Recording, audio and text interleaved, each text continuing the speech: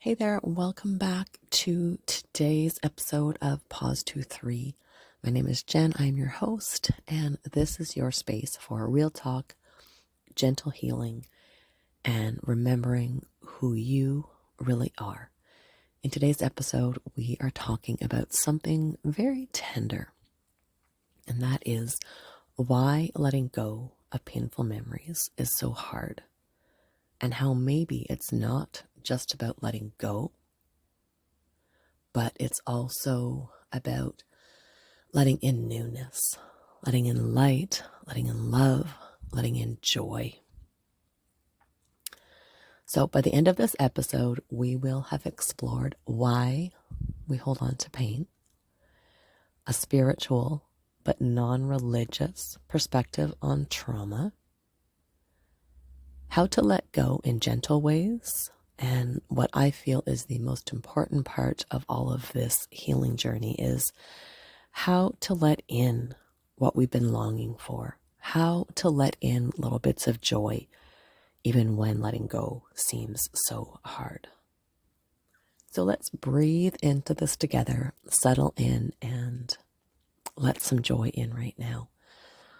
First of all, let's look at why we struggle to let go.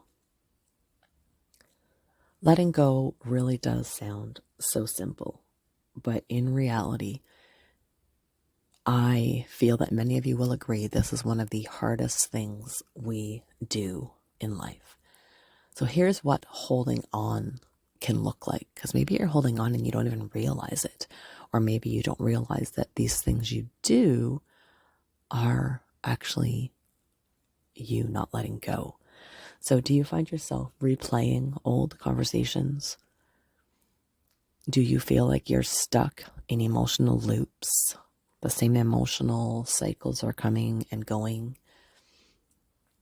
Perhaps you find yourself sabotaging good things because of old wounds. Or perhaps you are attracting the same painful patterns again and again and again. And you keep saying to yourself, why me? Why is this always happening? So let's take a look at why we do this. Oftentimes we do this because the mind confuses familiar with safe. The mind confuses familiarity with safety. So even when the past hurt us, it's known. We know that. And known feels safer than the unknown. Again, when I say this, the phrase that comes to mind is comfortably numb. We just get into a rut where we are so comfortable with what's going on that we don't even realize, or we choose to ignore or deny the fact that just because it's familiar doesn't mean it's good for us. Sometimes holding on feels like honoring what we went through. Or even worse, we allow it to become part of our identity. And we'll say things like, well, this happened to me, so this is who I am. Or we simply just say, it's just who I am. But the truth is, what happened to you, what comes to you in life, it shapes you. It's here to help you dig deeper. It's here to help you go inside and to find out more about yourself. But it doesn't define you unless you allow it to define you. And letting go, let me just be clear, letting go doesn't mean that you're erasing your story. Whatever happens to you in your life is always going to be a part of your story. But what frees you is when you can live beyond it, is when you can say, yes, this happened in the past. It's there. I've learned from it. I've felt the feels. I've sat in the ick. And I'm choosing to live and not let that hold me back anymore. So let's take a look from a spiritual, please don't run away. I do not mean religious. I am not pushing any type of religion on you. When I talk about spirituality, I talk about introspective. I talk about going inwards and discovering who you truly are, regardless of what higher power you believe in, or even if you believe in a higher power or not, it doesn't matter. Okay, so let's just take a look from a deeper lens that trauma leaves an energetic imprint. Okay, so when you go through something, and trauma can be anything, it can be big, it can be little, it doesn't matter. Trauma is trauma, and everybody is going to have different traumas. So let's just take a little sidetrack here for a second, and let's look at some examples of what people can mean when we talk about trauma. Because like I said earlier, it's not just the big extremes or catastrophic events that we often think of when we hear the word trauma, but also let's look at everyday experiences that can also leave deep emotional imprints, especially when these events, these situations overwhelm our ability to cope, or they make us feel unsafe, unseen, or unloved. Those are all examples of things in life that can be experienced as trauma. So a little deeper, perhaps it's the constant criticism or the belittling words, constantly being told, or even telling yourself that you're not good enough, that you're too sensitive, whether it's from a parent, a partner, a teacher, a peer, or like I said earlier, even yourself. These types of low vibration negative words can create long-lasting wounds to your self-worth. And when you stop and think about it, your self-worth is what sets the basis of what you're going to allow into your life. So these messages become internalized, and they create our story. They shape the way we can see ourselves. And then another example that you may experience in life that can be seen as a trauma is emotional neglect. Not having your feelings validated, or perhaps it's the old being told to stop crying or just get over it. Things like this teach our nervous system that your emotions are unsafe or even unimportant. And this can lead to difficulties trusting your own needs, trusting your inner voice, trusting your intuition, and also, again, infringing on your self-worth, beating down your self-worth. So if you want to take a look a little deeper too at something else, perhaps it's what you've witnessed in life, or if you grew up in a home, or you currently live in a home that is filled with a lot of tension. So even if you are in a home and you are not directly involved in shouting, arguments, silent hostility, all of these things, you might find yourself always scanning for danger, always trying to keep the peace. And this as well can make you want to silence yourself, which in turn can be seen as trauma. Perhaps it's being left out of friends groups, being bullied or ignored. That can feel traumatic. And you might think that this is a little extreme, but it's not. This is a reality. Okay, we as humans are wired for connection. So being excluded can signal to your nervous system that perhaps you're unsafe or you don't belong. And as soon as you start to let things like this into your body, mind, and soul, eventually over time, you're going to start to believe it if you don't become aware of it. And then another thing that can be seen as traumatic is loss of stability. So like if you're always moving, if there is financial struggles, perhaps a parent lost their job or you losing your job.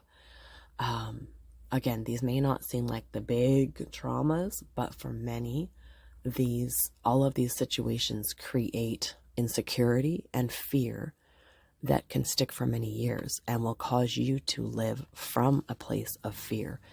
And when you live from a place of fear, you are not being authentic, you are not being yourself, and you are letting these traumas take control. Okay, so keep in mind that everyday traumas are often invisible because they're normalized. Oh, everybody gets teased. Lots of families fight. That's just tough love. But unfortunately, your body and your subconscious remember that pain is real, but so is the healing. So back on track now about letting go. All of these imprints, all of these events, all of these examples, these traumas become patterns. They become patterns in our thoughts, in our emotions, and in relationships. And they set the background and they set the platform for what we expect. But here's the reminder. You are not your pain. What if you were to look at it as if you are the sky and the pain is the passing weather? You are the sky and the pain is the passing weather. So when feelings surface, perhaps you can gently, without judgment, begin to remind yourself that you are okay. You are not your pain. You can say, I see you. I see you. I see the pain. I see the emotion. I see the fear. But you are not who I am. You are just passing through. I am observing you. When we can allow pain to become a teacher and not our prison, this is when you know you are starting to get it. You are starting to live for you, and you are starting to prioritize your self-care. So when pain can become a teacher, not a prison, it shows you what needs compassion. It shows you that freedom is possible. And in that way, the pain stops holding you and it starts guiding you. So let's talk a little bit now about letting go. And there's 4 little steps that I want to encourage you to listen to and begin to figure out how you can slowly begin to practice these in your daily life. So number 1 is feel to heal. Okay, you can't heal what you don't feel. Number 2 is to name it. For example, this is grief. This is fear. Okay, when you name it, you loosen its grip because you know what it is. You can see it. And at this point, you can say, okay, this is grief. I'm going to take this grief. I'm going to put it on that cloud.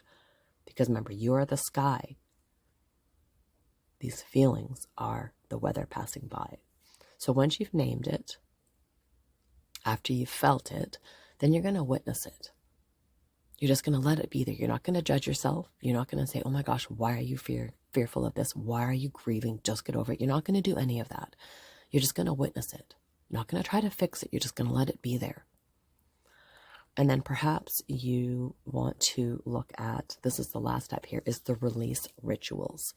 Now, this is going to be different for everybody, just as everything is when we're dealing with emotions and trauma in life. But perhaps this is a great time once you've felt it and you've named it and you've witnessed it. Perhaps now it's time to write it down in a letter and burn it. Perhaps just journal or speak it out to nature. Release it. Visualize it floating up into the universe, up into the sky, and floating away. So whatever works with you, but release it, let it go. And then the other side of that, even if those are all hard to do, it's okay. If all you can do is feel it, but you're not ready to name it, and that feels heavy, be proud of yourself that you felt it, and then maybe shift to letting in. Okay, this is where I talk about letting in joy, even when there's still pain and fear and grief. Okay, so create a space.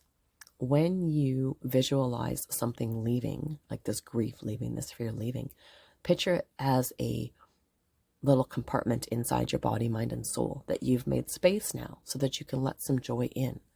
So release the ick to make room for something better. The second thing about letting in is invite softness. Talk kindly to yourself. Say things like, I did my best. I'm proud of you. You've got this. This is an emotion. This is not you. Maybe you say, hey, you handled this situation better than you did the last time. That shows growth. Celebrate that with softness and with kindness for yourself.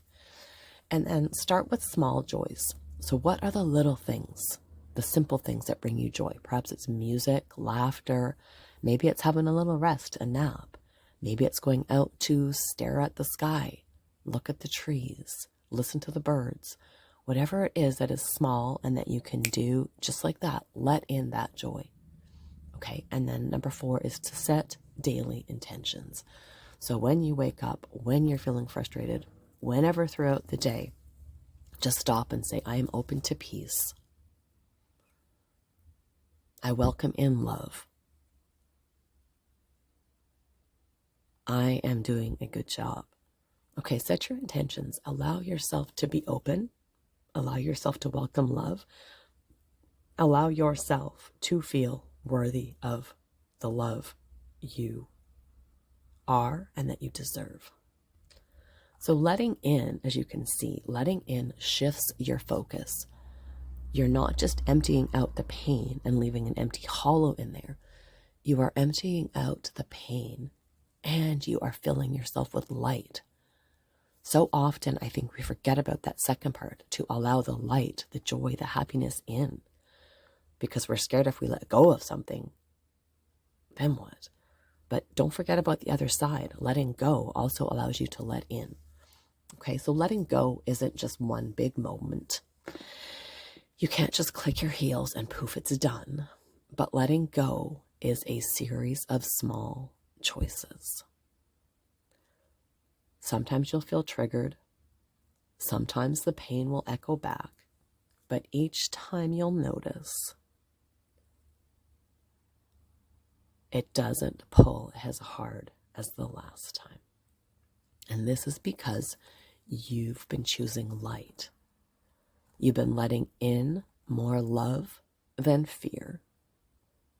And here it is, my friends. Are you ready for this? You are not broken. You were burdened. And now you are becoming free. So keep shining. Not in spite of what happened, but because you carried it, you survived it, and you continue to rise every day. And rising every day doesn't mean that it's going to be the same rise every day. Some days you're going to rise with just a little bit of shine, and other days you are going to rise and you are going to be this brilliant ray of light, full of joy, full of life, full of laughter. And that is the journey of life, my friends. So here is your gentle reminder for today. You don't have to forget your past. You don't have to erase the pain. But you can let it rest. You can choose to set it down. And you can choose to let something new in. Something soft, something kind, something true, something that makes you feel like you're being wrapped by this warm, comforting hug and that you are safe.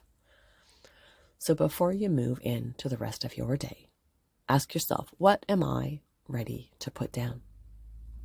And what am I ready to let in?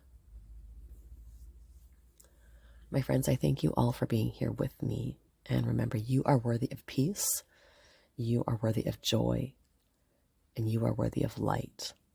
And most of all, you are worthy of freedom. Sending you much peace, love, and kindness. Until next time, my friends, keep shining. Hey there, welcome back to today's episode of Pause